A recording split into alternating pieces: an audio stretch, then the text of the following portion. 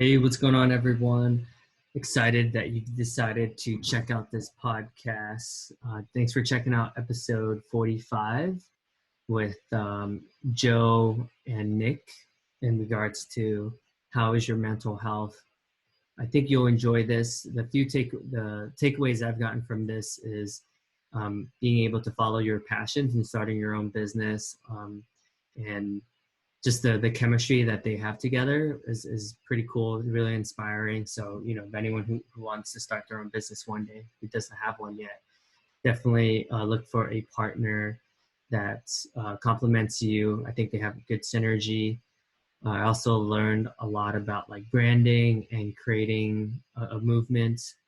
So yeah, would love to hear your takes and your takeaways from this episode, and love to get any feedback as well. Feel free to reach back out to me.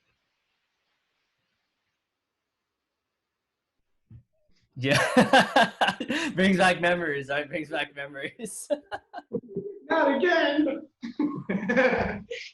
Oh, What's going on, everyone? I'm excited I was recently introduced to two amazing young dudes who, you guys are still young, who actually used to work at LinkedIn, but we were connected through Zack, who's an awesome dude, really close to. So, we hit it right off the bat, and really excited to share with you your company, what you guys are doing. And I'm really bought in because I think mental health is such a huge topic that, I think the more you can make it more mainstream and not like a stigma, going to therapy and stuff like that, I think is a win for society and the world. So really excited to bring to you Nick Thomas and Joe Brummett, right? there you go. Killed it. Yeah, I got it. Woo! Don't forget the third. It's important. The third. Yeah, so does that mean you're royalty? Like, what does that mean? Does. Yeah. Yes, that's exactly what it means. Yeah. No, it means that any Egypt in the world can have a third name. So, yeah, I used to get a bunch of shit too because my middle name is Creed. So everyone thought it was like kind of a joke, but JCB3 is what the majority of people I think knew me at LinkedIn as. Oh, really? So yeah, yeah. I'm trying to bring it back, so we'll see. Yeah. Like CP3, right? Shit, now I don't really want to bring it back so much. Hey, well, thanks for having us on here. It's been really cool getting to talk to you and get to know you. So thank you very much. We're appreciative of you having us on here and like showing your people in your network what we're trying to do and help us. It also really helps us to frame how we're communicating it because we want to make sure that as we're talking with people like you, that it makes sense. So we actually have done a lot of exercises even since we last spoke to say, are we getting this message across correctly? Are we doing this right? So you've already helped me out in multiple ways that we were talking about before, but I'm super appreciative. So thank you. That's awesome. Yeah, I think what I've noticed from our interactions together is like you guys have good chemistry, and I think bromance is important when running a good company. I think it's important because ultimately, you guys are going to spend a lot of time with each other, and it seems like you actually enjoy spending time with each other. I think that's half the battle. And then I think I think with any product, the timing is really important. And then I do think like understanding like human psychology, and I think like when in terms of like virality and like mainstream, like I think you guys have a good product that can really become mainstream because it's like you put a lot of thought into the design, like the branding, like I feel like you guys have put a lot of thought into like every single thing with messaging and the colors and everything. I mean, I think the reason that, the success that we've had so far can be debatable, but I say the reason that we work well together, and that could be based on how you define how you work well together, but is that we both have the ability to be completely transparent with each other. So it's like, if he's showing me certain things, I'll just be like, I don't like that. And then vice versa. So we can say like, you know what, I think like for instance, there's a couple of things that had happened last week that I was pretty frustrated by, but having someone like Nick was like, hey, you're making a really big deal out of something that's not a big deal, and like you're focusing on a really, really small thing, and there's a much larger picture, and you need to focus on that. And it's like that's really helpful for me to then be able to say, oh, you know what, you're completely right. Like I was getting worked up or emotional about something that's not important. So it's like not pushing us forward, That's interesting. That's actually another common theme I notice amongst all of my podcast guests. They always have at least a few people that they can, like a partner of theirs that's like really honest and can give them like a different perspective and can either one call them out. It's like, hey, like I think this is what you're doing well, or can really give them, or even like just support them. It's like, actually, like you said you wanted to do this, so I'm gonna hold you accountable to what you say you're gonna do. Yeah, I mean, you've read a bunch of books as well. I'm sure that a lot of times it'll be like the accountability buddy, which sounds super cheesy, but it's extremely valid when you think about any workout group, any type of, like any grouping of people is always, there's always like that trusted kind of like person that's going to motivate you. I mean, personal training is what it is because of that reason, right? So it's like if you have somebody that you can say, hey, I want to do this by a certain point, I kind of want you, to hold me accountable and like check in on it. That's just a respect, I feel like mutually that we have too. So it's kind of cool. Yeah, we're just trying so damn hard. I think that's the thing. Like, right now with what we're trying to do, it's like almost, it's so funny because we're just like busting our asses, like trying to do this, and like we're really trying to grind to like make this happen in a way that's meaningful for people.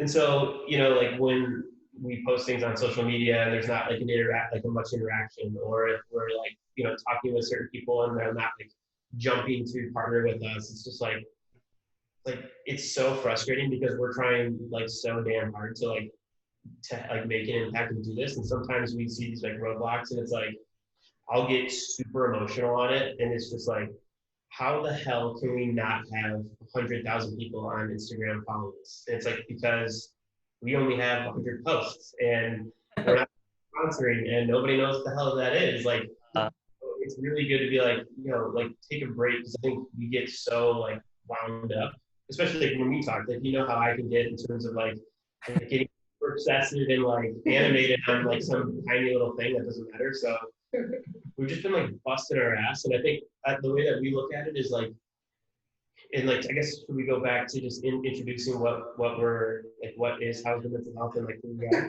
Yeah, we're already 45 minutes into this conversation. It's a good bathroom.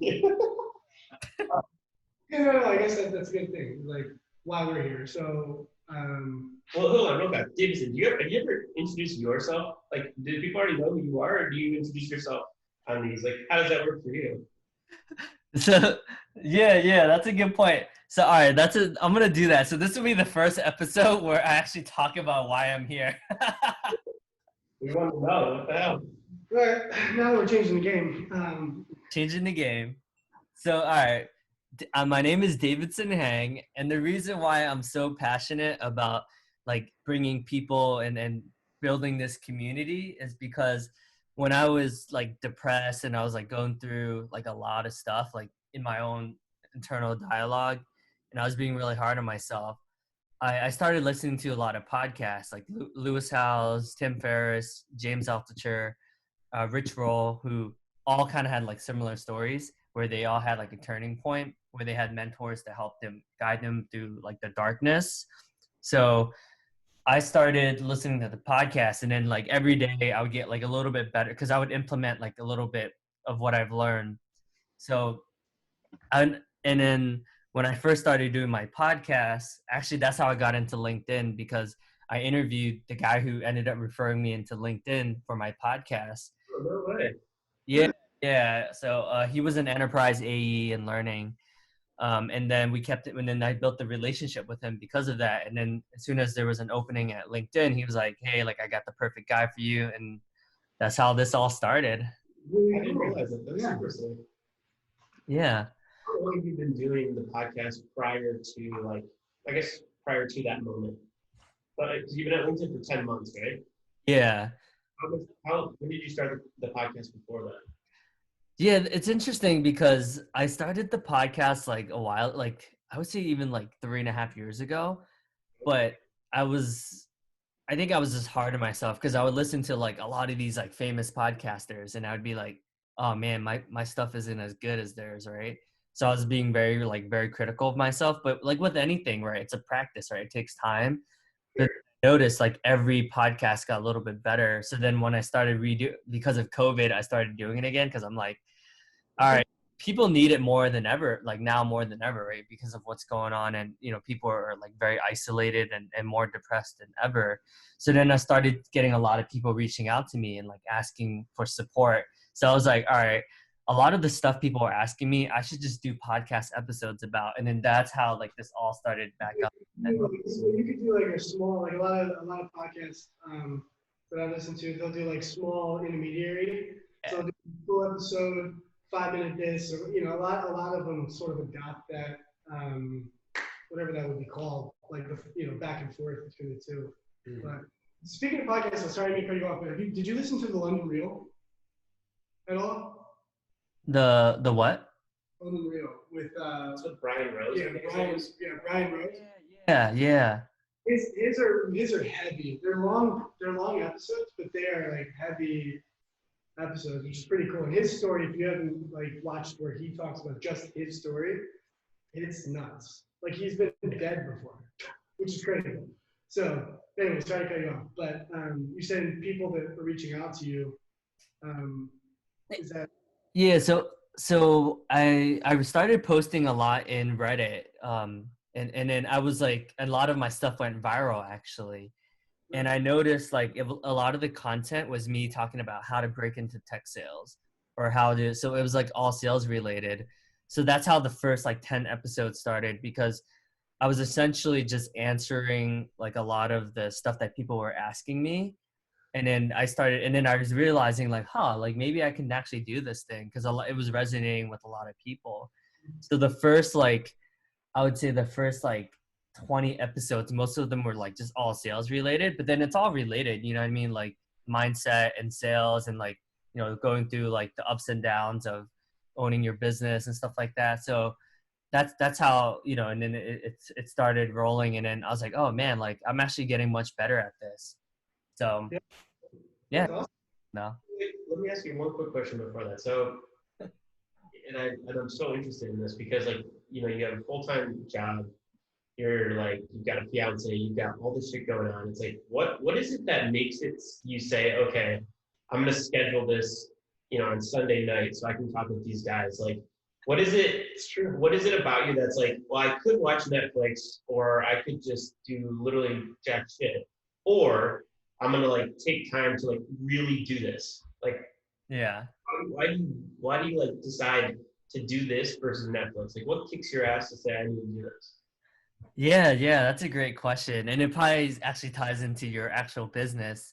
But I think because like I knew what it was like to like be depressed, where I was living off of food stamps and I was owing people money, and I was so like depressed. Like I looked at my stomach and I was like, oh my God, like I'm like, I used to be so much, like I was just like, I was so pathetic like at one point.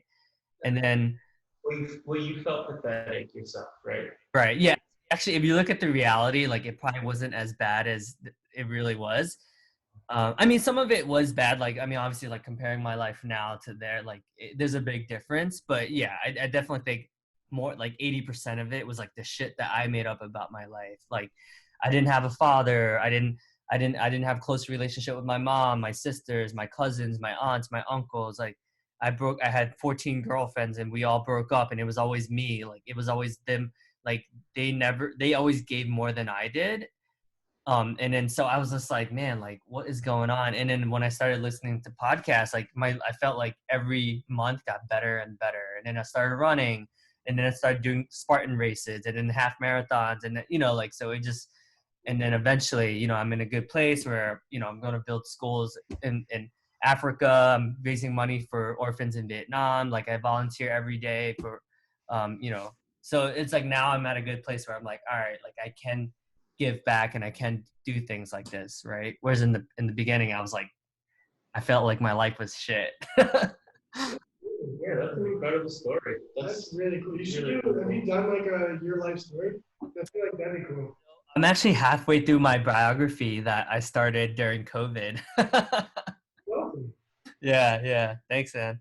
Cool, document stuff Yeah, like that. 'Cause it's when you, it goes to show with anything, and we talk about this with the business all the time. It's like how is our audience going to perceive what we're doing? And I think that's important when it comes to like it's all about the journey versus like this end result that because that's how we feel, right? It's like we've already done a T-shirt that we look at now took us hours to design, but realistically we hated this design right when we got it, right? And it's like that's so true of so many things. Like right when you get the physical product, or I finished the website, and like I'm already thinking about the 3 next changes, and I think that's always something we try to think about. Is he says it like the Kanye mentality? I mean, that guy's clearly just light years ahead when it comes to certain things, right? Yes, he may be asinine in certain ways, but many other ways. I mean, he's sustainable products. He's doing all this stuff on his farm. It's pretty like crucial right now because we can't get anything made. There's products stuck in customs everywhere. So it's really, we can't get t-shirts made. We're barely going to get masks. The only masks that we'll talk about is like, they were in California. So we've talked to probably 6 different companies already about getting masks and getting printed and getting them out to the community. Like legitimately 6 companies, and none of them could get the product. Companies that you'd be surprised. Wow. Distribution right now is just so interesting to talk about the process behind it, right? But when it goes to the audience, and like when you say like, oh, this is me and my fiance, and I work at LinkedIn, like that's so surface level. But everything behind it is kind of like our masks. Cool, they're masks. They're gonna save our lives. Like it's awesome. But there's still so much behind it every time, which is interesting. Yeah. But so I'm realizing now that we didn't introduce we ourselves. still have. I think maybe this is the allure. No, this is good. Oh, This is good. All right. So why don't you introduce yourself then? All right, let's actually get into it. So you can actually. How about we just go? And no, that's did we miss our time? That's a good time. Hey, let's do the new time of 8:50. Okay. All right. Anyway, I clap because they do that with sound, so you know where you can tell when you're doing the audio editing. It's a really high spike. So you're welcome. Is that good, guys? All right. So Nick Thomas, co-founder with this guy on many different levels, but with How's Your Mental Health? I'll let him explain and give you more of the mission behind it, but You guys know each other. oh, you mean give the whole spiel? Okay, cool. He mentioned it right when we started up, but realistically, I worked in New York at LinkedIn for a couple of years, and I met Zack actually Zack Mohall back in college. Same fraternity. Oh. And, randomly would chat through Instagram and things like that. Well, he lived in Chicago and I was in New York, and then he was looking to, I forget exactly how we got connected, but he reached out to me or I reached out to him, whatever it was. And he got an interview at LinkedIn and ended up getting a job, which was pretty sweet, in Chicago. And he literally moved almost virtually at the same time. We had like a month overlap. So it's more planning on our end. But he moved to New York and I moved to Chicago about the same time. So that's how I know Zack, but your audience obviously knows how you know Zack. Austin Warren then. What's that? So you know Austin Warren. Oh yeah, absolutely. We're on the same team. Oh really? No shit. Okay, I didn't know that. Yeah, nice. That's awesome. Yeah, I'm sure I'm supposed to be talking to him potentially about my other company, I guess. But Oh, where? All right. Oh, where? Oh, where? But I'll let Joe introduce himself and give you a little more context behind How's Your Mental Health and what we're truly trying to do with it. For sure. So Joe Brummett, really grateful for you having us on here. Like I said, it's been awesome getting to talk to you and getting to know you. Know Nick through a friend of a friend, or I guess through a coworker of a friend, I guess. I don't know how that works, but a guy at LinkedIn. I was at LinkedIn in 2013. Everybody in the world works at LinkedIn in this world. So the crazy part about how I reconnected with him is I met him once out on a night out for someone's birthday, and then we didn't really like connect after that. But I randomly saw him on Instagram post something, and I was like, I'm a huge Instagram person, so I like reached out to him via DM, and I was like, yo, like let's like grab, what was it? Swiss and Sons. Yeah, but what did we get there? Oysters. Oysters. I don't know how the hell I just. Oysters. He basically tried to take me on a date. Yeah, so. And I was like, I don't know. But it worked, obviously. So we got oysters, we started chatting, and we had a conversation kind of like we had the other day, where it was like, yo, dude, like, what's actually going on in your life? Like, what, like all the surface level bullshit, like, let's have like a real conversation. And like, at that point, you know, I had been struggling quite a bit, and we ended up just becoming really good buds. And then that's when we started like this venture of ours, which is called How Is Your Mental Health? And so to describe that real quick before we pop in is, how is your mental health is really, really important to me in the sense that when I was struggling with depression, and I still do to this day, one of my biggest difficulties was I was so inside the depression and inside the illness that I couldn't take a step out to even realize I had it. It was just exactly through the entire way I saw, like the entire lens of how my life was. So I didn't say, oh, I'm feeling depressive right now. It was, everything is just this way, and that's just how I see the world. Mm-hmm. And so the question of how is your mental health is a question that comes out to be like, am I actually doing okay? Like, am I actually struggling? Or am I just like, have I just been living this life in this kind of specific way? Like, it takes you a step back to actually evaluate yourself. So the way we've set this up is, like I was telling you with Donald Miller, this guy's videoing it for our live. Nice. People quarantine. No, but this is something we try to record like randomly and take random pictures when we're working on stuff because that's cool. Sorry, it allows us to like revisit and go, damn, that was cool when we were like. It puts you instantly back in when you hear and see audio. Yeah. I'm sorry. Dude, you guys are so cool, man. I can't wait to like actually meet you guys in person. No, it's important though. It's like once we started doing it, it was like just little tiny documents, and even like a 7-second video, you'll be like, damn, I remember exactly when that was, exactly how I felt. It's pretty cool. So I didn't mean to be like rude. I'm not on my phone like texting. Really quick, I think this would be a really cool thing you guys should do. I saw this one video where this person did 1 second of every day of 365. That'd be really cool. I was like, that's the coolest thing I've seen. Like, so cool. I've seen something similar with the same picture in the backyard, but yeah, exactly. Sorry, all right. I'm derailed. Finish. Yeah. So before he was telling me that he likes to watch videos of himself, what I was trying to say was, when we talked before, we talked about how Donald Miller has this storybook. So the book is called, I think it's called Story Brand or whatever. Oh, and then the other preface was we were gonna, in this real quick, in this conversation, we were all mentioning that we're gonna bring our authentic selves. So like that includes, for me, swearing. That's gonna include us goofing around, making jokes. Like, this is just how we are. We're trying to like not come to this as like we're gonna be this buttoned up thing because we've seen other ones. Like, we're just gonna be straight up how it is, so so to preface that. Now, so with Story Brand, the way we look at that is there's 3 things. One is the problem, how you solve the problem, and then a successful outcome. So problem, how you solve it, and then a successful outcome. So what our problem is millions of our friends, family, and community members are struggling with their mental health, and they're not getting the help that they need. So that's our problem. That's what we're looking at. How we solve this is we do 2 things. We create awareness against the negative stigmas often associated with mental health. And then 2, we actually get people access to help through our partners. So a successful outcome for us and a successful outcome for our community is our community supporting us when we have, awareness garments and different items that we create for our community.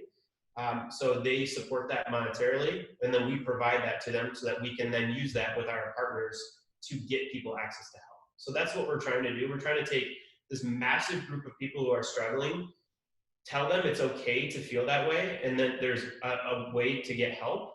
And the way we do that is not by just asking for donations, but by providing products and items and awareness garments and things that get people thinking, with enough value so that people want to actually utilize their resources. The way that we look at it is we're not trying to compete with another nonprofit. We're not trying to compete with, other like apparel brands or other brands for other things. We're trying to compete with anywhere that you spend money, because we want to make sure that if people donate money to us, that they're getting something of high value out of it, so that they're truly getting a wonderful product. It just so happens to provide a lot of benefit. And I will last plug, anyone that works at LinkedIn, if you donate through Benevity, it's a 2x return. So if you give $5, we get 10. Oh, dude, that's awesome. I'm gonna have so many Benevity dollars by the end of the year. So, oh, dude, I ha- this might be like, a little bit later, but I don't know if you know this, but actually Asians have the highest suicide rates out of all the ethnicities.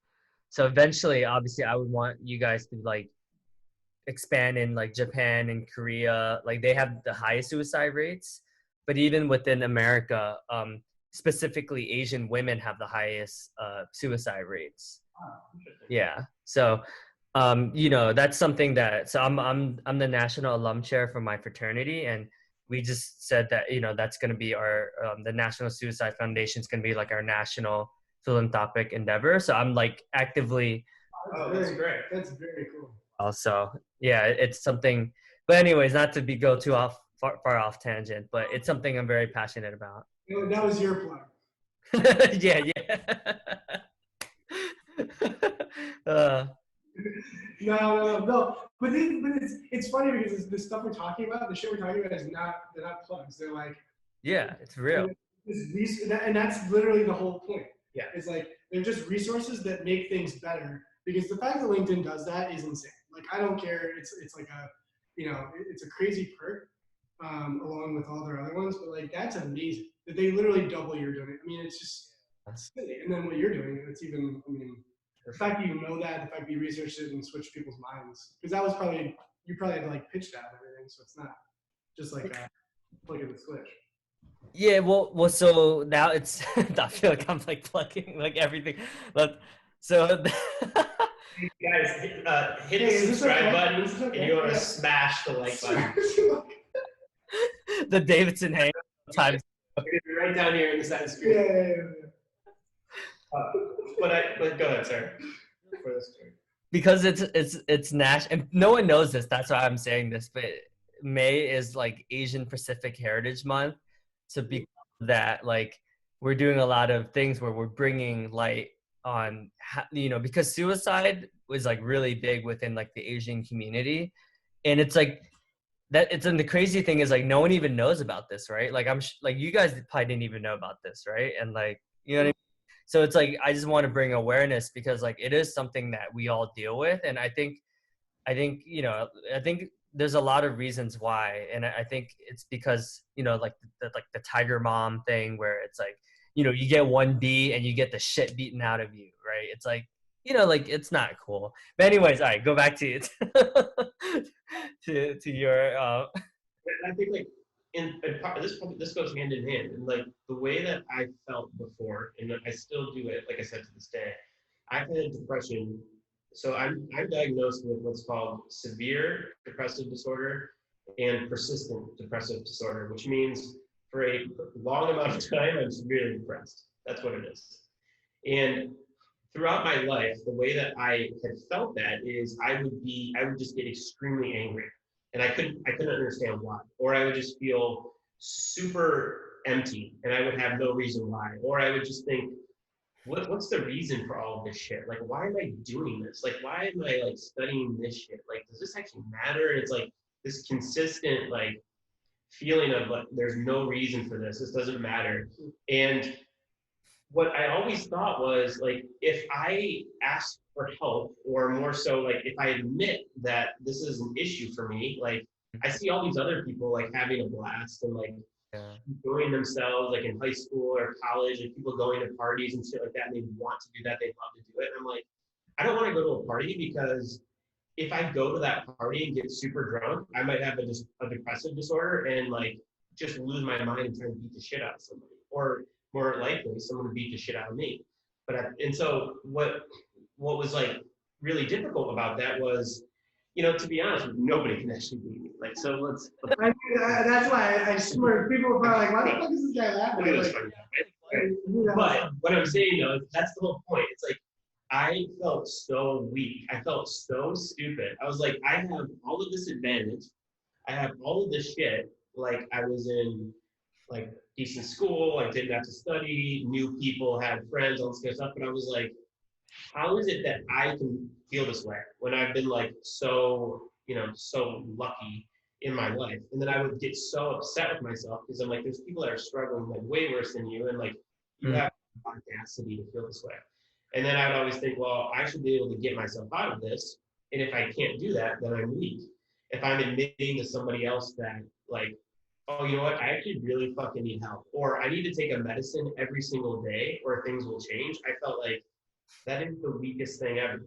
And then I thought to myself, like after I went through tons of stuff, I went through like a suicidal ideation, I spent time in the hospital, I spent time in outpatient, and I still to this day struggle with this, but I started looking around and I was like, I put a seatbelt on when I get in a car, every time I ride in a car, because that's what safety is. Like, that's like what you're supposed to do, I put a helmet on when I ride my bike. So why the fuck do I feel stupid about taking a small medication for having, like an imbalance in my brain? What I've learned even more so through what I've read is if you look at evolution from something like Sapiens or Guns, Germs, and Steel, what you see is the societies that become the most productive and go the furthest are the ones that take advantage of all of the resources available.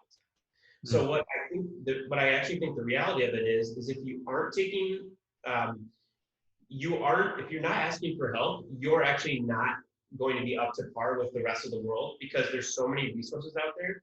And the societies and people that ask for the resources and actively seek those resources are the ones who will be most successful and happy, I guess, going forward. So it's like it's actually more of like an evolutionary miss to not take medicine if you're struggling, like if that's the right plan for you.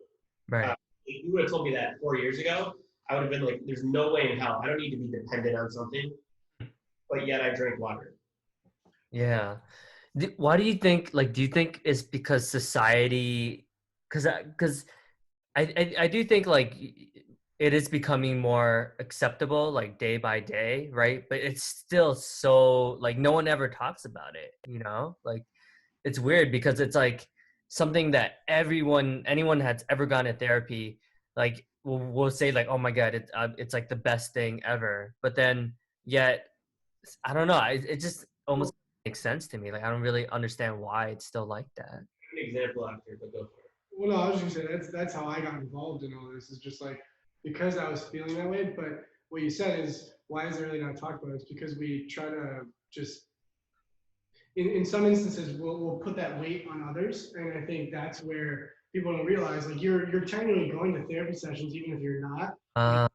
Best friend, calling your dad, calling your mom, calling whoever you like rely on for that. So it's interesting because to your point, it's like, no, it's not talked about, but technically, I mean, you go to therapy a lot. It's rare that somebody is such an introvert that they don't even really ever, rely on anyone else. And so it's interesting because that's where I got to that point where I felt that was putting stress on my family, my relationships, my, whatever it was, because it's like, you sometimes need that unbiased, right, just completely separate opinion. And because when we talked on Friday, that's what you were talking about. You're like, I talk to my therapist about everything, like literally, like he knows everything about like just everything. I'll leave it there and I'll blanket it. But it's like, no, but even that's rare, right? You see it portrayed on TV, and it's always the one person that's in therapy trying to hide something from their therapist, like always, right? It's like thinking of it that way too. It's just interesting because, getting access is one thing, but really using it and having the real conversation is hard. It's like sometimes in the real world, it's only cool if you're like depressed and fucked up. If you're like Lil Peep, or like if you're a rock star. Like, you can like I can understand like Lil Peep, But it's not cool if you're like Lil Peep, but you're just trying to be like an RM at LinkedIn. Right. If I had fucking face tats and I was fucking screaming and I was like rocking shows, people would be like, fuck yeah, that guy has got issues, he's got problems, but that makes him interesting and whatever. When you're an RM at LinkedIn and you're like missing your number because you can't fucking get out of bed, like it's not cool to have depression. It's like, yo, you need to get your shit together. You know what I mean? So it's like, I think there is an appetite now where it's like, you know, it's okay to be like, you know what, I'm really stressed out, I'm struggling. I think a lot of it's COVID related because everybody's struggling, but like, Right. you know, there is definitely an acceptance that's happening, I think, with like a younger generation, but like only to some extent. Because if you're looking at it, even from an evolutionary standpoint, if you're looking for a partner, you want someone you can rely on. You want somebody that can provide it like a type of future that you understand. You want, you know, like a regular cadence of like, okay, I know this person's going to have like a job in a year, 2 years or 3 years because they're not going to be acting wildly and like struggling. Like, so I think there's like there's an underlying reality, like evolutionarily, that you have to have someone who can function in society. And if you can't function in society in terms of like being incredibly depressed or anxious, whatever, if you are trying to live within society, regardless of whether it's like talked about or whatever, it's just fucking hard until you get to a point where you can function as a human again. And that's where I think the struggle becomes with people.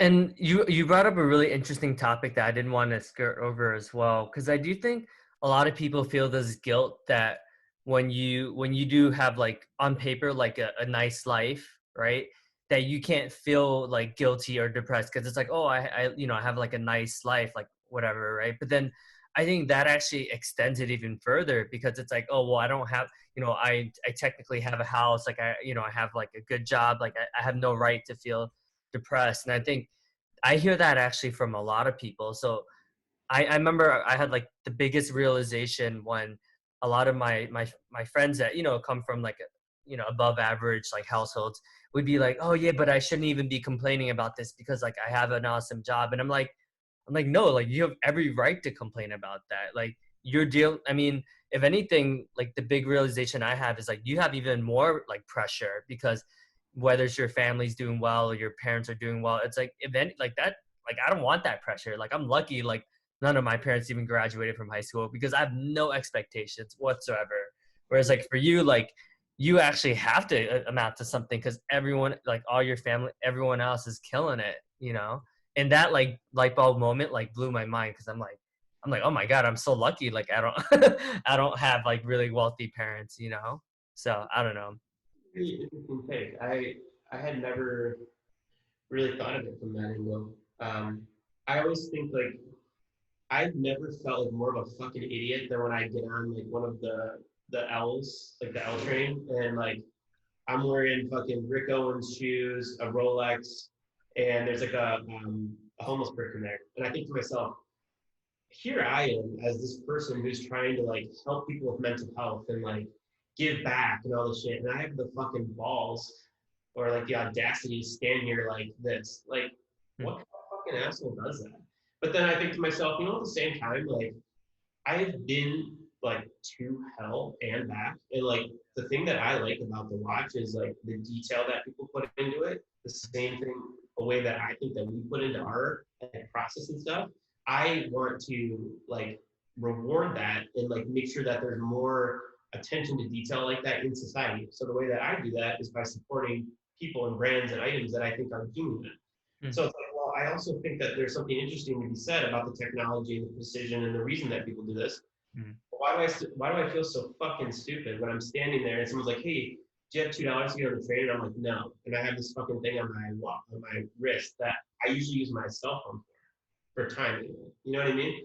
So that kind of fucking bugs me to all lengths. But it's part of, you know, feeling stupid for being so fortunate in my current circumstance that I'm like, I feel like I should be like, how can I feel sad like when this person's homeless on the L and I'm just like, you know, there's days where like I would be walking to work, and I would close my eyes and like I would like be on the curb and I would have a bus go really close by, and I'm like, how fucking great would it be if a bus just hit me so I don't have to like do all this anymore?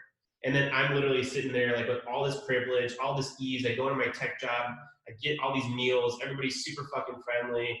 You know, the biggest thing that I've had to deal with that day is someone added like a secondary process in Salesforce, and I cannot believe that they did that. And how can fucking operations do this to me again?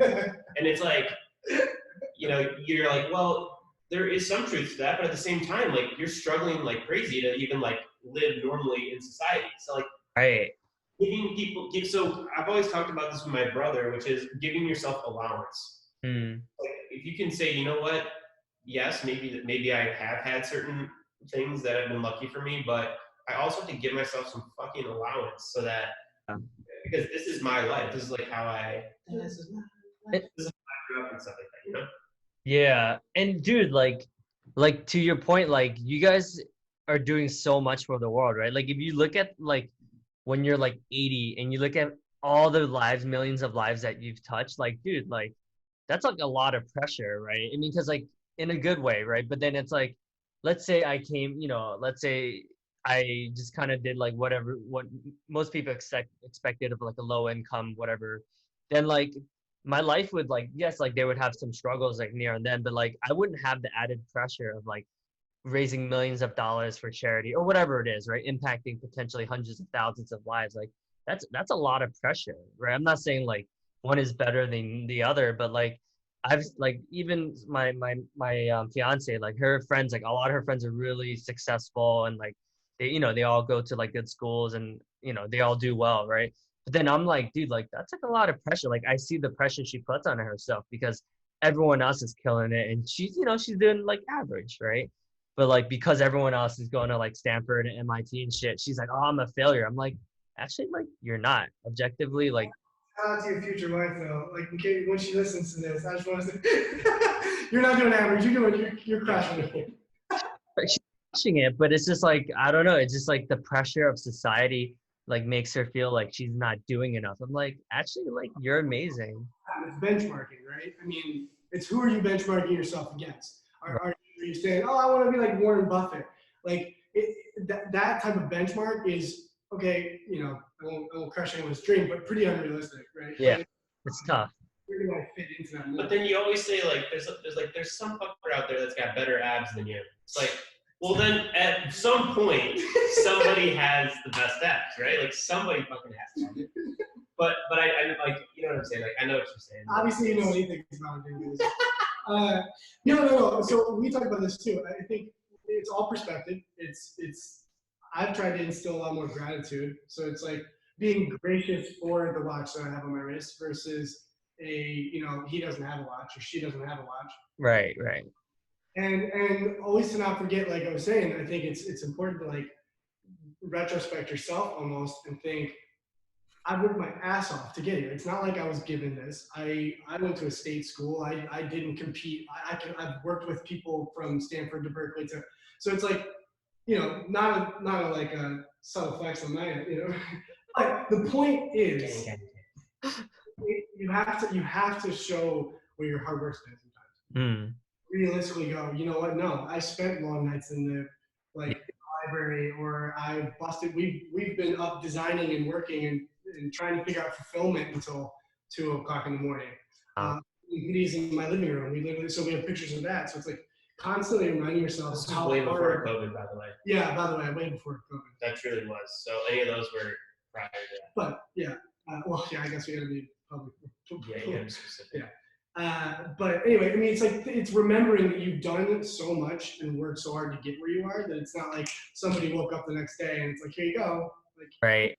Here's your finished product. That's why I asked you earlier. That's why I asked you, I was like, what makes you on a Sunday night be like, I'm gonna get my, put my face on and get in front of the camera and do all the shit and like talk to these people and have to like go through. It's like, I think we probably are similar in that, like where it's like for me, if it's after work and I'm just like sitting around and like I'm like, fuck, I should be putting stickers out. I should be putting together an ad campaign. I should be reaching out to partners.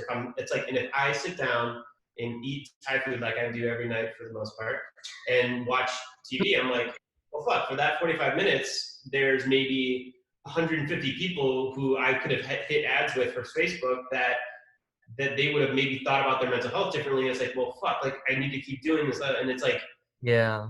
the problem is if you keep doing that, I think there's the human balance. You can't be like that at all times, because if you're like that at all times, your overall effectiveness goes down by a shit ton. So it's like, it's really important to be like, all right, like I'm going to take this time to actually try and not think about this, or read something fiction, or do anything else, or like watch a new Netflix show, because then when I come back to it, I'm going to have either a different perspective or different whatever. And the one thing I mentioned to you, and I don't know if you've read this book or not, it's called Range. Have you read it? Yeah. Yep. So the reality of it is, like, even in like watching like a TV show as an example, or like reading a book, like there was a thing on one of these master classes where Margaret Atwood was saying, like, how about we rewrite the story of Little Red Riding Hood? And she's like, the beginning goes, it was dark inside the like wolf's stomach. And I'm like, how fucking interesting is that? Like, what a crazy perspective. So like Little Red Riding Hood, it starts while she's already been eaten by the wolf. Like, how fucking crazy is that? But I wouldn't have thought of that, or I didn't think of that. But I wouldn't have thought like about that in our like designs and like the way we communicate and like how we think about people perceiving our stuff, had I not taken like a fucking step back and just was like, all right, I'm gonna look at like something on YouTube or whatever, you know what I mean? So like these things I think culminate to make a much better overall thing. It's just like so brutal sometimes when you're like, I want to like keep being effective and keep making change, but you just can't. It's just not the way it works, I don't think. And even small change or small things that you make a difference in. So like with us, you know, we've been able to sponsor 58 therapy sessions, over 19,000 words between therapists and their the patients afterwards, and that's outside of the sessions. For me, you know, I want us to be able to get, you know, resources to every kid in the entire United States that's in middle school. Like, I think every kid should have access to some sort of therapy, class, whatever. So when I look at that, and then I look at 58 people, or 58, it's not people necessarily, it's sessions that we did, I'm like, that's such a massive gap that it's like, it like makes me like wildly obsessed. But then I have to think about like, well, I remember when I almost took my life, like, well, now I'm fucking here, and I was able to help these 58 like sessions, and maybe those 58 sessions did a ripple effect. And I think that like, it's so fucking easy, especially for people that have been in like tech companies and like this type of environment, where it's like, if you're not so effective, if you're not coming out with like a newsletter that's like the five ways to use LinkedIn Learning, or if you're not too prospecting so that you can have this many proposals, like, you just think like I'm like worthless, but like the reality of it is like you need those delineations. You absolutely have to have them. Yeah. Oh God. Yeah. Wow. Yeah, I mean, that's so cool. So let me ask, I do think like eventually what would be cool, like I think a lot of things ties to like public policy, and like eventually politics has to get involved, right? Do you guys see like a vision where you're able to speak with you know, politicians, where it's implemented at every school, where, you know, because I do think, like, I mean, I'm sure, you know, like in middle school and high school, man, those are some tough times, you know, like I know I was going through some crazy shit back then, right? Oh, it was like the nightmare, man. Yeah. In high school, I was giving people like $1 if they had punched me in the face so I could feel something. Seriously. Yeah. I would have gotten on medicine at that point. Yeah. You have a lot of punches. Yeah. But you're right. Like, and I think for us, the way that we look at these things is we want to build partnerships with experts. So like, we're not mental health experts. Right. Debatable on what we are experts on at this point. We are experts on experimentation, I would believe. So trying things, like being adaptable. I think we're experts on just listening. Like, I want to fucking hear shit. So that's why I'm going to ask you, like, why are you doing this podcast? Like, what's the reason that on a Sunday night you're staying up? Because I know for sure you're you're gonna have a day tomorrow of a bunch of work. Like that's what we're experts at, is like, how do we understand that? And then where do we take that information and link it? So for example, we're partnered with NAMI, so the National Alliance of Mental Illness, the one based out of Chicago, which they can, elevate us to other people, but they have a team that's been really, really effective in getting contacts with like local governments and the mayor of Chicago and people like that, where they're able to say, based on our helpline results and based on the reason people are calling, based on all this data, based on all this stuff, this is what we're seeing. We're also working with people like Sip of Hope, which is like the first coffee shop that of its kind, which provides resources for people for suicide prevention. And Johnny is going to be helping us in some ways of like us like learning from him, because I've been wanting to learn from him for so long. I look up to him very, very much. So, and he has relationships with people where, and the goal for us is like, I don't care about talking to people of a high level, unless there's something that comes from it. So like, of course I want to speak to people that are influential to understand their points of view, but like, I want to come to that with, this is what we've been able to figure out. This is the research that we've done. This is why this is important. This is like an arm that and provide that value, so that like, we don't want to have conversations to have them. We want to have conversations that are effective and important. And then during that other time, save it. Like, I'm not trying to get 30 minutes with JB Pritzker just so I can be like, hey, mental health is important. I want to come to a meeting with Pritzker, knowing who I am, knowing the stuff I've done, knowing the partnerships we have, and say, okay, cool. This is why I think you guys mean something, and this is what I think we should do. Boom, boom, boom. Like, and that's how we're trying to operate. So, to answer your question simply though, no. And by that he means, so I'm not gonna take 45 minutes to ramble on. I'm gonna actually fucking succinctly say some stuff. No, because that's important, the context again. But to answer simply, this was a goal of ours before we even were 501c3 certified. I mean, this was like an original goal. Every year we've done like a retreat, essentially, where we literally just kind of disconnect, which I'm sure you've probably done or you have considered, but highly, highly recommend doing that. My first one was just a cabin in Michigan. But anyway, to get to the point, okay, here's my 45 minutes. That was one of our goals, was to meet with CPS and have that resource at least available. And I think, that was over a year ago that we've been thinking about it. And these are the things that we're trying to think of. And Sip of Hope was sort of this like pipe dream of, how do we get involved with those guys? How do we just even have multiple conversations with Johnny as a mentor and really start to understand, how did he take his nonprofit and make it what it is? And what other NPOs do we not even know about in the area? Yeah. We should know about, right? It's like, I had a CEO of one of my past companies that one of the best things I learned from him was, he said, the question to always ask someone is, who do you know that I should know? That's not the first question you ask. So, you don't shake their hand or now give dabs or foot dab things or whatever, how we're going to do in the future. But once you get to know them, and like, for instance, like us, like I would open up my, like whatever, I don't know, I'll get to know you a little bit better, but I would absolutely always do that. And I think that's important thing that people forget is your network is sort of like, that's kind of what you build. That's how you build a legacy. That's how you build, trust in people. That's how you build the right partners. That's how you gain the right friends. You just don't, overlook it, I think. Yeah.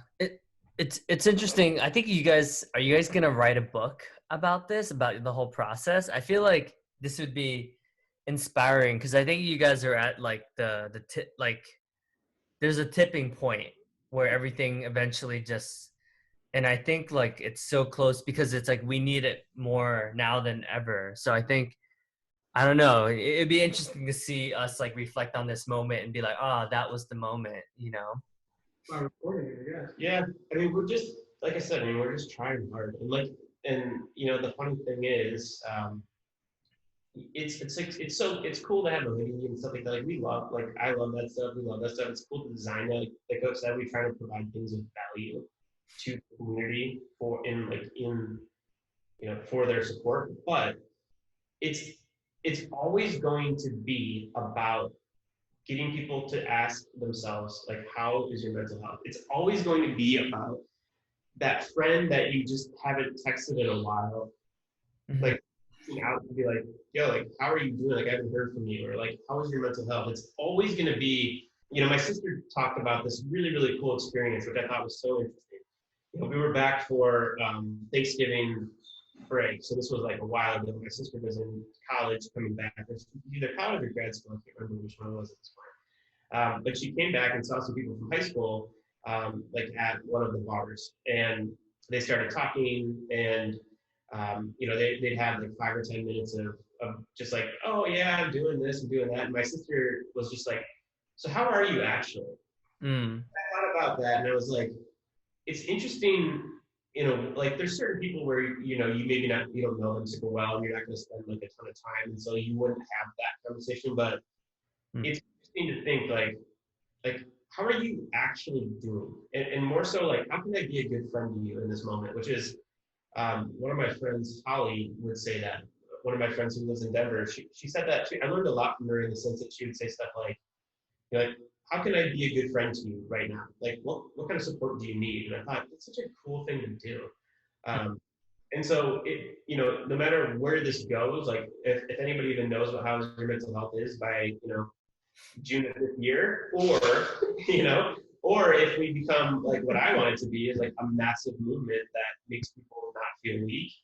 Like, regardless of that, like the fact that we're having this conversation, the fact that we have stickers out in Chicago, the fact that we've got BetterHelp or NAMI or Seek-a-Help, like regardless, it's like it's all a win. So if any person in the whole world just says like, how is your mental health, or sees some random sticker or some random shit, like regardless of what it becomes, like at least in my opinion, we've already won. This is about how do we take this so far that we stop kids from feeling like stupid, we stop people from feeling weak, we get the people who can't have this alternative lifestyle to function currently in this environment and feel good about it, feel okay about themselves, feel like they can be open and not weak. So like it's always going to be about them. Always. It's always going to be about them. It's an interesting topic. So I gift this book to a lot of people. It's called The Mask of Masculinity.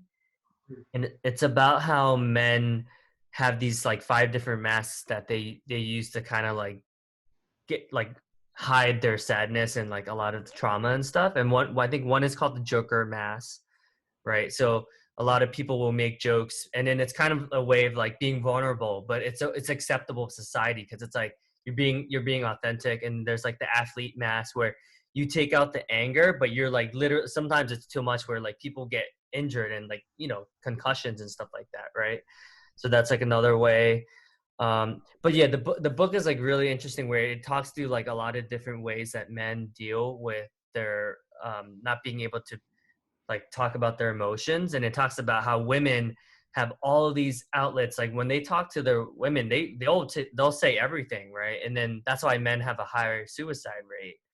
And then when like, so now, like people like us are creating conversations where men can actually be, able to talk about some of these things. So that's why I'm doing the thing on Thursday. So we can kind of open it up, and then we're going to record it and then, put it on the podcast. And then people could, people can be like, oh, okay. Like people, this is how people are dealing with it.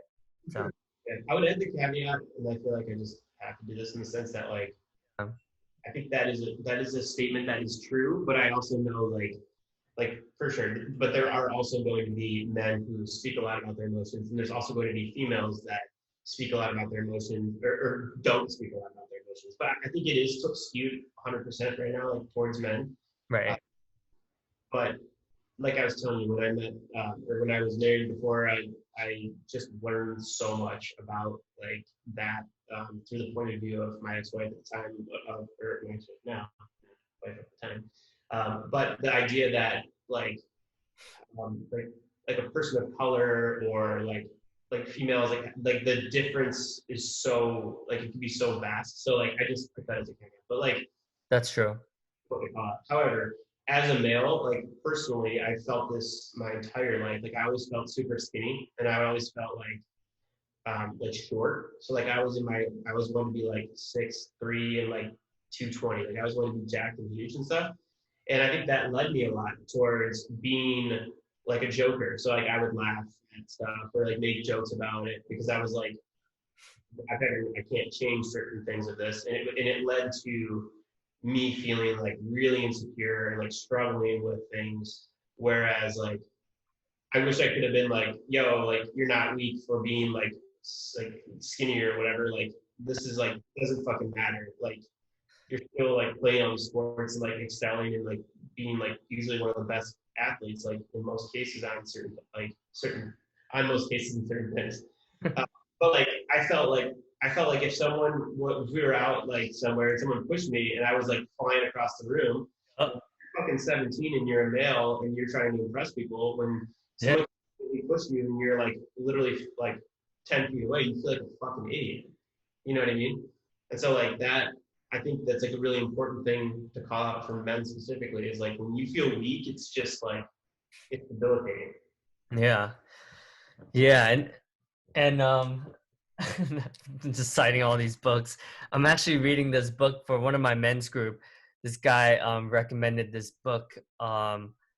It's like The Way of the Superior Man. Have you heard of that? I don't know. So basically it's talking about how like because back then like men traditionally for the most part were like brought home the dough and like paid for. So it's saying because our society is like more 50-50 where women don't have to rely on men and they can go after their careers and stuff like that, there's like a shift where men are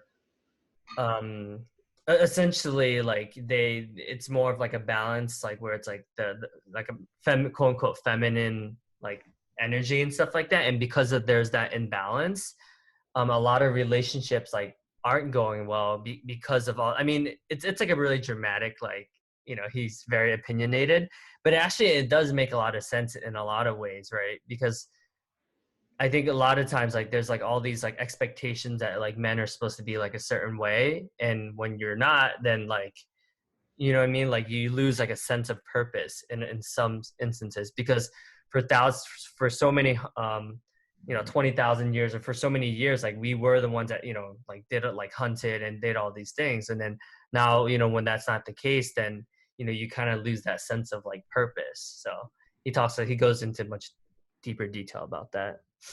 That's super interesting. No, I've heard that before. It's a sense of like just expectation, like you said. I mean, it's simply put, expectation is a lot of what you put your pressure on yourself for. Right. So. Yeah, I mean, because that's interesting. But I think one question I had for you was, what do you think your favorite book was that you've ever read? Like if you had to like right now, like point blank, of course you could give me a list of probably 5, 10. Actually, this is a probably an interesting concept. Do you guys know Paul Allen, the Idea Man? Yeah, that sounds familiar. No, I don't know. Bill Gates like number 2. So he co-founded Microsoft with Bill Gates. But essentially in the book, and he's like been a billionaire and Forbes top, like, he's like one of the richest. At one point, I think he was like the 3rd richest guy in the world. But it talks about how he was so insecure. Like the whole book talks about how he never amounted up to anything compared to Bill Gates. But it really goes to show like, and it's like the whole half the book is this inner dialogue about like, oh man, I was able to like because he created like a brain center nonprofit and he cured like he's done like so much, right? But he's like, yeah, man, like I was only worth 38 billion and Bill Gates was worth 54 billion, right? So it's like, oh man, like I can never keep up with him. And it's just funny to talk in the whole book. Like he's almost like kind of like depressed. Like he's like, yeah, I own the Seattle Seahawks, but then Bill Gates, like, it's like, dude, like, but I don't know. That was my favorite book because it really talks about like it's like almost a psychology book about his mindset like the whole time and what was going through his mind. So I'm just like, but it's incredible too because like he's so talented, but then he like dies and he was like, oh, I wish I could have done more. And it's like, what? Yeah. So sometimes it's those. Well, sometimes it's those people that become so successful because the unrelenting drive is like insane. Like I actually just had this. You're about to say something? Right. No. I just had this conversation with my therapist on Thursday, actually, which was, so I'm reading the TB12 method. So Tom Brady. really a particularly like Tom Brady fan, but I'm incredibly interested in like him as a person. And specifically, he does these really strange things in like a lot of ways, like from like a marketing standpoint, from like a working out standpoint. Like, you know, when you would do you follow Tom Brady at all? I'm actually reading Bill Belichick's biography right now, actually. So You would probably see some of those tricklings in there, but like when they would win games, you would post on Instagram like newspaper cartoons of like the Patriots like crush the whatever again, like and he like did that like right after the game. I'm like, this guy's a nut job, but like I love it because he's like he's different. Like, but one of the things that he said in the book was he was he was at Michigan at the time, and he went to like the sports guy, the psychologist guy, and was saying, "Look, man, like I came here, I wanted to come here, like, but I'm like the second or third star, whatever, and I'm in the practice field, and I'm only getting three opportunities." And the guy was like, "Well, three sounds a hell of a lot better than like zero." And so he was like, I was like, "Fuck!" Like, and he like literally like took that so much so to mind that in game, or he would say when you get to practices in the pros, he would celebrate like his touchdowns as if it were like in front of all of the people at the stadium. And I thought to myself, is that super fucking obnoxious, or is that like really, really admirable? Because if you're thinking about like, okay, I want to be an absolute champion and I want to get to a point where I execute on like the things I need to execute on and I am like incredibly effective, like that visualization technique, like is that like incredibly like brilliant to do, or is it like too much?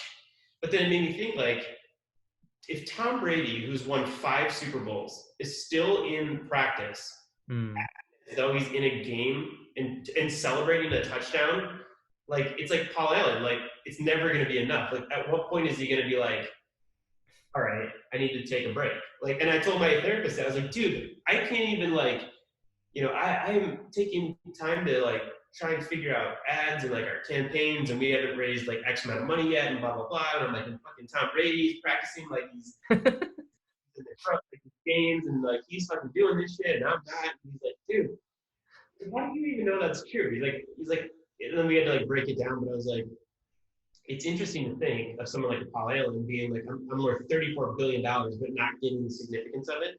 Yeah. And it's a game of like this unrelenting drive. Like, where is it like, is that actually healthy because you have like a lot of effective outcomes, or is it actually awful because you're stuck in this loop of like a life that, maybe isn't like enjoyable at the end, which is awful. Yeah, I think, man, we're getting deep here, but I think like we're always like going after the next. Or what? So what were you saying, that you're always what?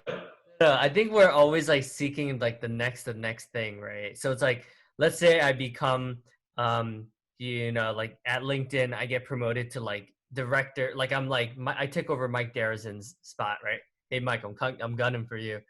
But let's say like I do, right? Coming for you, tag. I think like honestly, like knowing me, like I probably still wouldn't be like, oh, I guess I gotta get to the, I gotta take over like Jeff Wiener's spot. You know what I mean? So I think like we as humans just innately are never really satisfied.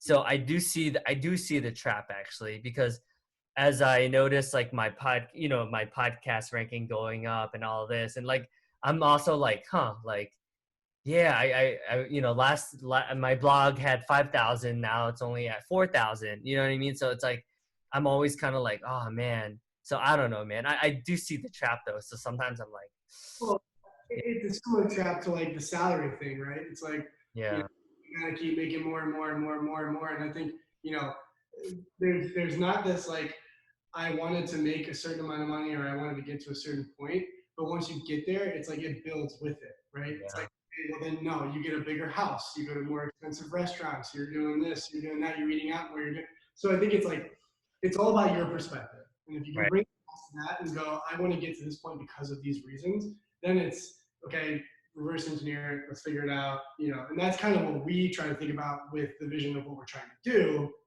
And like what we had with team is the first thing we checked off the list was we want to help one person. And we know for a fact that we've at least gotten someone the help they need as far as resources and things like that. So,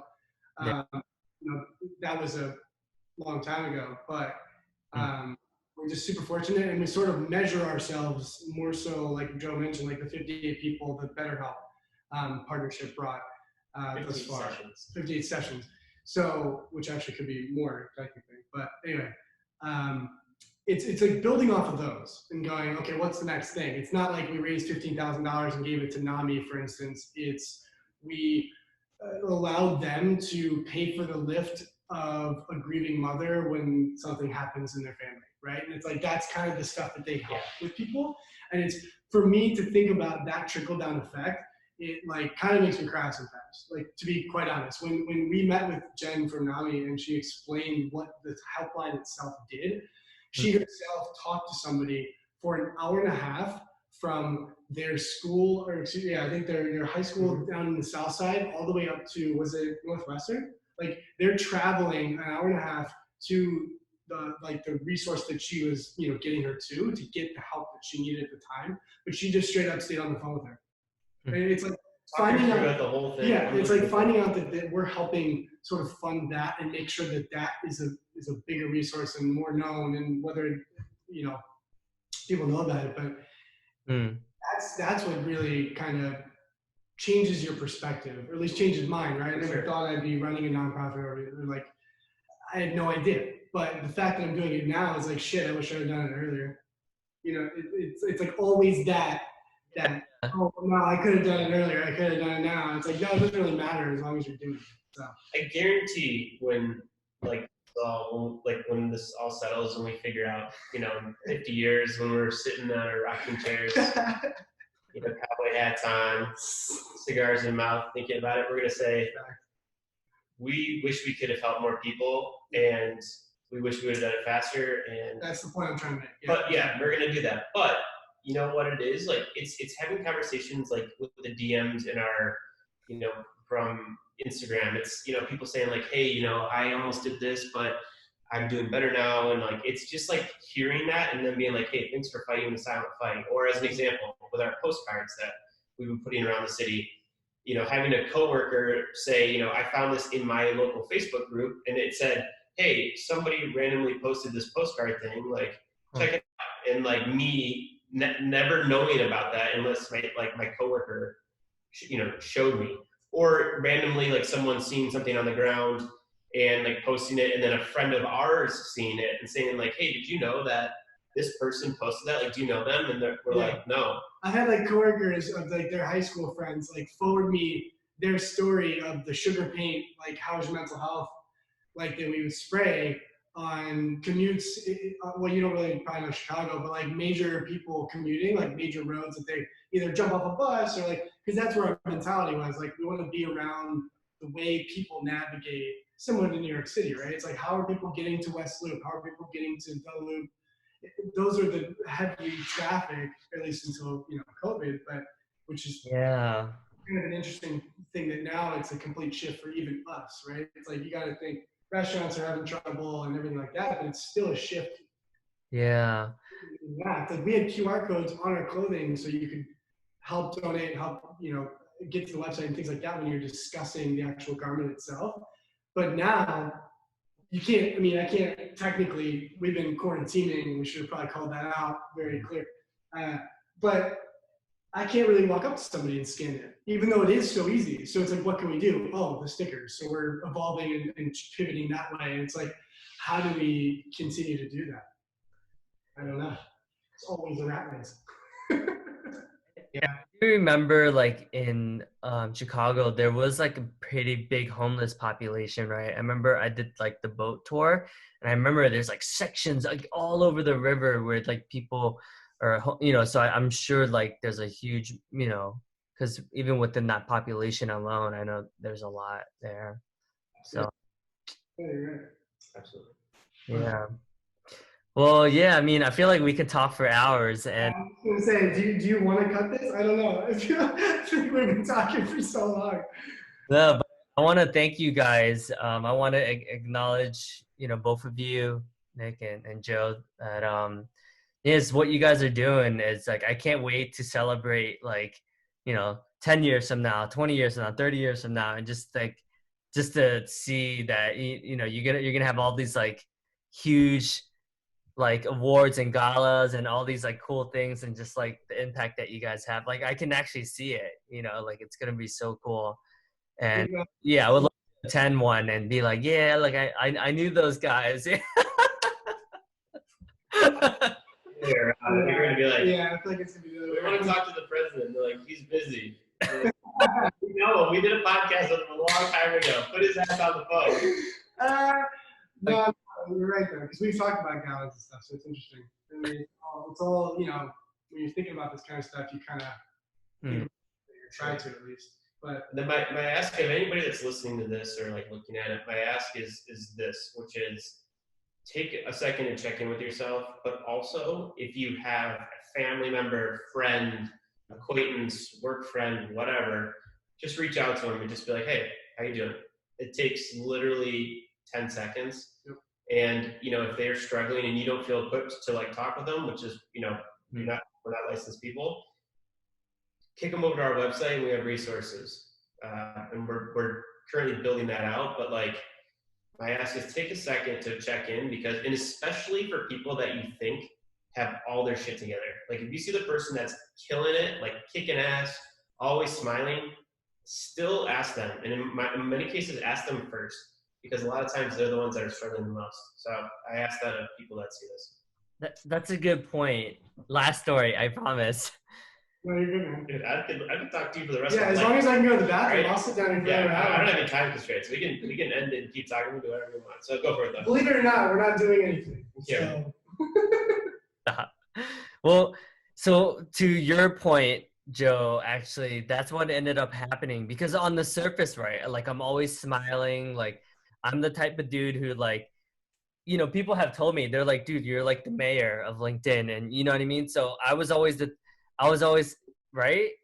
So, but anyways, so the friend posted something on Facebook and he's like, hey, like reach out to me. And I was just curious. I was like, and then he was like, kind of like he was going through like a life coaching program, and having that conversation with him, actually, like that was like the pivot. I can remember it to this day where I had that conversation with him, and it was like the first time in a while where I didn't feel so worthless. Like he was like, Davidson, like, how about I can help you do this? How about tomorrow, like just walk around the river, like, or spend a mile walking around the park. And I was like, okay, I'll do that, and then like next day I did like 1.5 miles, and then 2 miles, and then I started running, right?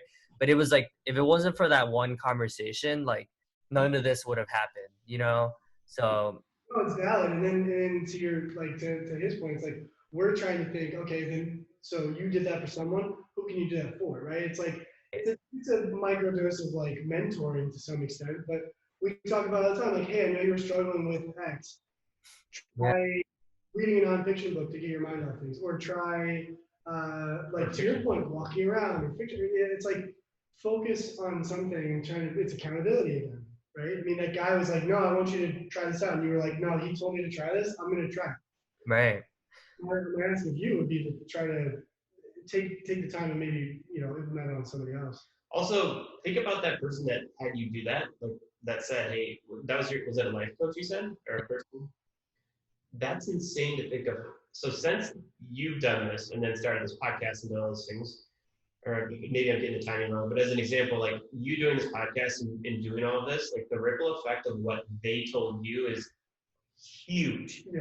Mm-hmm. So people can have ripple effects like that around is like crazy. Like how many people have like seen your stuff and like gotten to meet you or talk to you? It's Yeah, and then we could go back and forth on this, but dude, like even with you guys, right? It's like just that one sweatshirt, and then like someone else is like, oh, well, like what is that? And then like someone could tell their story. There's like, yeah, like like I met these guys, listen to this weird podcast that just showed up randomly in my feed, and I thought they had like a pretty cool sweatshirt on, and then like here I am like talking to you about this.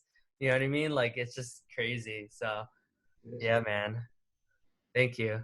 well, thank you again. Thanks for letting us be authentic. I know there's like some swearing and stuff like that. It's just like how I feel super comfortable. And like, I want to be, you know, saying the things that I really feel so we can have a real thing. But thanks for having us on here. Thanks for letting us talk to you. Thanks for the conversation we had the other day too, which was fantastic. Yeah. And I'm super looking forward to just being in touch with you in whatever capacity it is. But thanks again. Yeah, I think it would be cool because like I think I'm meeting more people that are into this type of stuff, and there's like a lot of men group leaders that like we all are having these conversations. So it'd be so cool to see like synergistically how we can. Oh yeah, and dude, and send me some of those stickers. I'm gonna start posting that all over New York actually. There you go. Yeah, it's funny we're talking about the stickers. We have them. So we did a fair amount of traveling last year, and